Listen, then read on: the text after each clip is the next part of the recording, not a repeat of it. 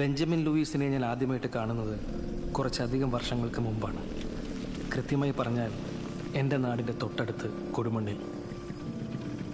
9ാം ക്ലാസ്സുകാരിയായ റബേക്കയെ പീഡിപ്പിച്ച് ഗർഭിണിയാക്കിയ കുറ്റത്തിന് അവളുടെ സ്വന്തം അച്ഛനായ ലൂയിസിനെ പോലീസ് അറസ്റ്റ് ചെയ്ത അന്ന്. അയാളുടെ മോനാ പ്രതികരിക്കുന്നത്.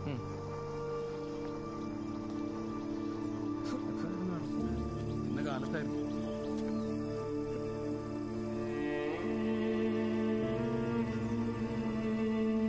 അവൻ്റെ നിസ്സഹായ നോട്ടവും ദൈന്യതയുമൊക്കെ കണ്ടപ്പോൾ എനിക്ക് അവനെ അവിടെ തനിച്ചാക്കി പോകാൻ തോന്നിയില്ല.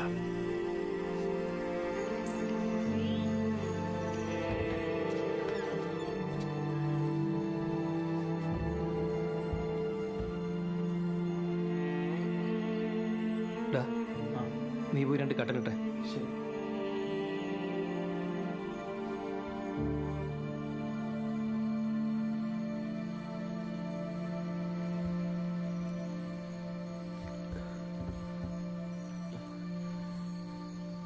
അന്ന് രാത്രി അവൻ്റെ വീട്ടിൽ വെച്ച് ബെഞ്ചമിൻ എന്നോട് അവരുടെ കഥ പറഞ്ഞു. തോട്ടം തൊഴിലാളിയായ ലൂയിസ് തന്നാലാവും വിധം അധ്വാനിച്ച് യാതൊരു അല്ലലും അറിയിക്കാതെയാണ് 2 മക്കളെയും വളർത്തിക്കൊണ്ടുവന്നത്. പ്രത്യേകിച്ച് അമ്മയില്ലാത്ത വിഷമം അറിയിക്കാതെ.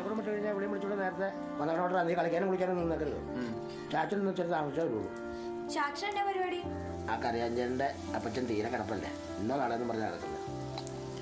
അവിടെ നിന്ന് പോകണം. ഓ, ഇവൊക്കെ എന്നൊക്കെ അറിഞ്ഞാലോ. പള്ളിക്കുറിച്ച് പഠിക്കുന്ന കാര്യം പറഞ്ഞാൽ ഇവിടെ വായിൽ നാക്കില്ല.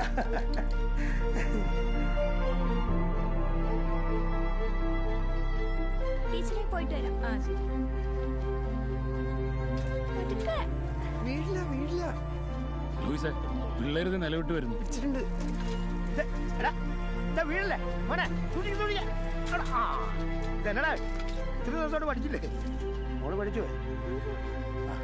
2 ചായ അല്ല പാരമ്പള്ളം പോലെ ഓരോ പപ്പടോടെ വന്നാലേ പിന്നെ നോക്കണ്ടേ. ഉച്ചയ്ക്ക് വരിച്ചാ നമ്മുടെ റബേക്ക് ഒരു ചെറുക്കനെ നോക്കണ്ടേ? ആണോടി ഓടാറുന്നു.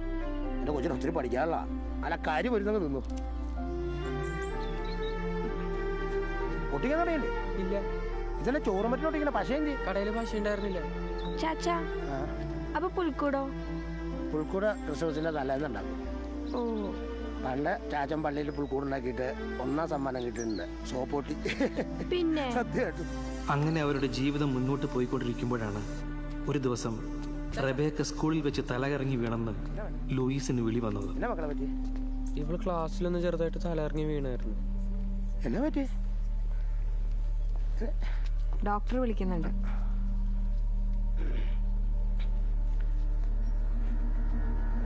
ലൂയിസേ, കേസ് ഇത്തിരി ഗൗരവമുള്ളതാ, ക്ഷമയോടെ കേൾക്കണം. എന്താ ഡോക്ടറെ? നമ്മുടെ റബേക്ക ഗർഭിണിയാണ്. സമയം ഇച്ചിരി വൈകി. കൊച്ചിന്റെ ആരോഗ്യനിലയൊക്കെ വെച്ച് നോക്കുമ്പോ ഒഴിവാക്കൽ ബുദ്ധിമുട്ടാണ്. ഡോക്ടർ എന്നാ ഡോക്ടർ പറയുന്നത്? എന്റെ മോളവള് കൊച്ചല്ലേ? ഡോക്ടർ ശരിക്കും നോക്കിയിട്ടാണ് ഈ പറയുന്നത്.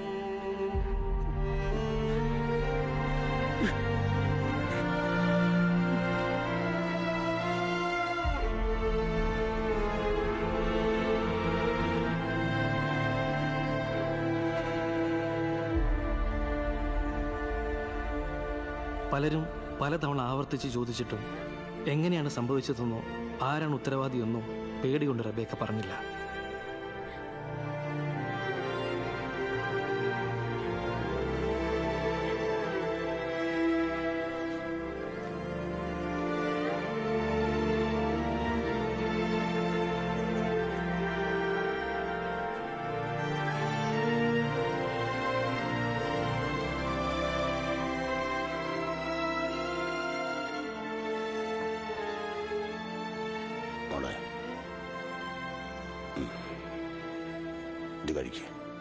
എത്ര ദിവസം വെച്ചിട്ടായത്? അവസാനം ചാച്ചന്റെ വിഷമത്തിന് മുന്നിൽ റബേക്ക തോറ്റു.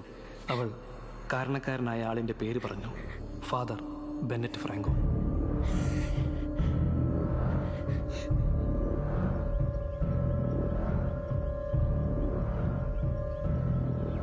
ഫാദർ ബെന്നറ്റ് ഹൈറേഞ്ചിലെ സഭയുടെ പ്രധാനികളിൽ ഒരാളായിരുന്നു.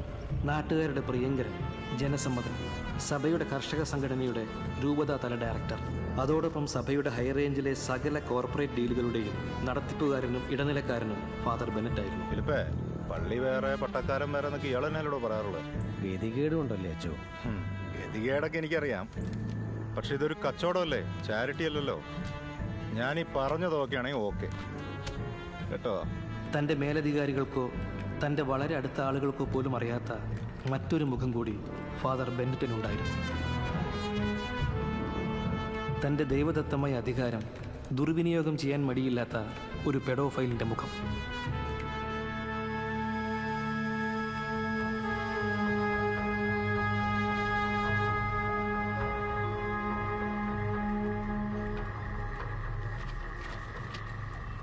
ലൂയിസേ, സാറേ, മകളും മൈനറായ കാരണം നമ്മൾ ഈ കേസ് വളരെ സൂക്ഷിച്ചു വേണം കൈകാര്യം ചെയ്യാൻ. പിന്നെ പരാതി പറഞ്ഞിരിക്കുന്ന ആള് ചില്ലറക്കാരനല്ലല്ലോ. ഇതൊരു സാമുദായിക പ്രശ്നം ആവാണ്ട് നമ്മൾ നോക്കണം. കുറ്റവാളിയെ ശിക്ഷിച്ചു കഴിയുമ്പോൾ മകളുടെ ജീവിതം പോകാൻ പാടില്ലല്ലോ, അല്ലേടോ? ശരിയാണ് സാർ. നമ്മളൊരു കാര്യം ചെയ്യുമ്പോൾ അതിൻ്റെ എല്ലാ വശങ്ങളും കണക്കിലെടുക്കണമല്ലോ, പ്രത്യേകിച്ച് കുട്ടികളുടെ കാര്യമാകുമ്പോൾ. ഞാനൊന്ന് മേലുദ്യോഗസ്ഥന്മാരായിട്ടൊന്ന് ആലോചിക്കട്ടെ. ലൂയിസ് ഇപ്പം ധൈര്യമായിട്ട് മകളുടെ കൂടെ പോയിരിക്കും.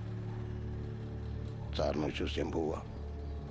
എൻ്റെ കൊച്ചിൻ്റെ കാര്യത്തിൽ സാറിന് തീരുമാനം എടുക്കുമെന്ന് എനിക്ക് ഉറപ്പാണ്. പിന്നെ ഒരു കാര്യം, ഇത് നമ്മൾ മാത്രം അറിഞ്ഞാൽ മതി. അറിയാലോ? പോട്ടെ സാറേ. ശരി. കർത്താവിന് നിരക്കാത്ത പണിയല്ലേ അച്ചോ ചെയ്യാൻ പോകുന്നത്. അപ്പം അതിന് കാശ് ഇത്തിരി കൂടും. ഇങ്ങനത്തെ ഒരേ പണിയൊക്കെ ഒപ്പിക്കും മുമ്പ് ആലോചിക്കണ്ട അച്ചോ. എങ്കിൽ അച്ഛനിവിടെ ആലോചിച്ചുണ്ടെങ്കിൽ ഞാൻ പോയിട്ട് വരാം. ഏത് അല്ലേ?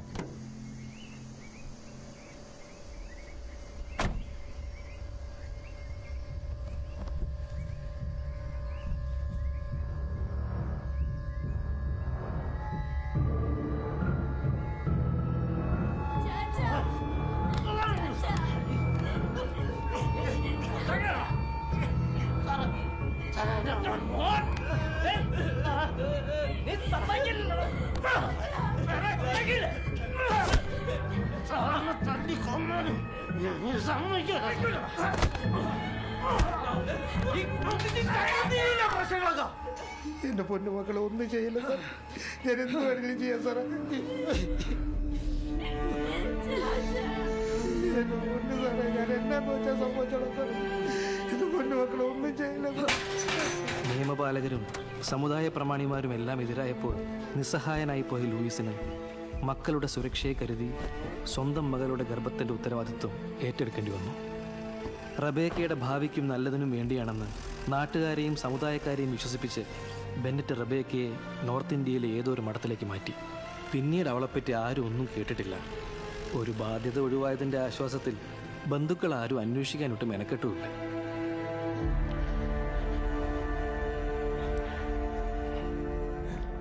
മോനെ, നീ നന്നായി പഠിക്കണം. നിനക്കാവതാകുന്ന കാലത്ത് നീ അവിടെ തേടി പിടിച്ചുകൊണ്ട് വരണം.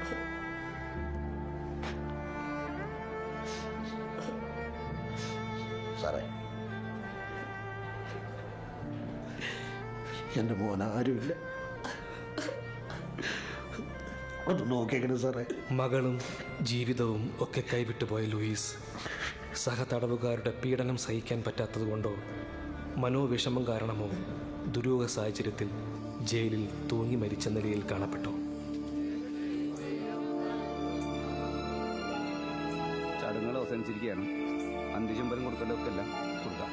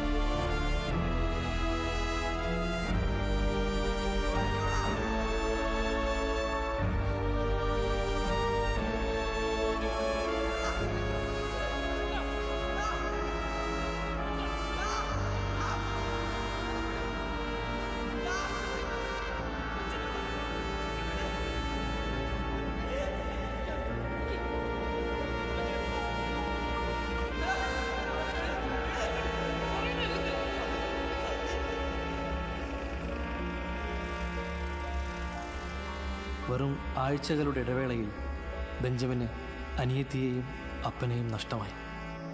ജീവിതത്തിലെ ഏറ്റവും മോശം ദിവസങ്ങളിലൂടെ കടന്നുപോയ ബെഞ്ചമിൻ പതിയെ വിഷാദ രോഗത്തിലേക്ക് വീണു.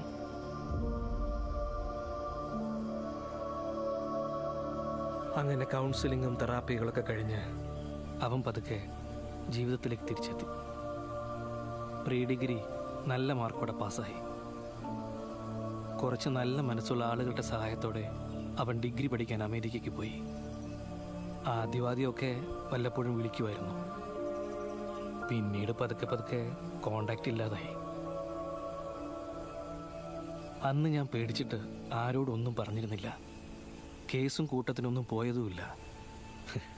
ഈ പ്രായത്തിൽ ഇനി ആരെ പേടിക്കാനാ സാറേ? ഇനിയിപ്പോൾ നിങ്ങൾ പറയുന്നത് പോലെ ബെഞ്ചമിനാണ് ഇതൊക്കെ ചെയ്തതെങ്കിൽ അവൻ അതിൻ്റേതായ കാരണങ്ങളുമുണ്ട്. പോലീസും പട്ടക്കാരും അത്രയ്ക്ക് ഉപദ്രവിച്ചിട്ടുണ്ട് ആ പാവത്തിന്.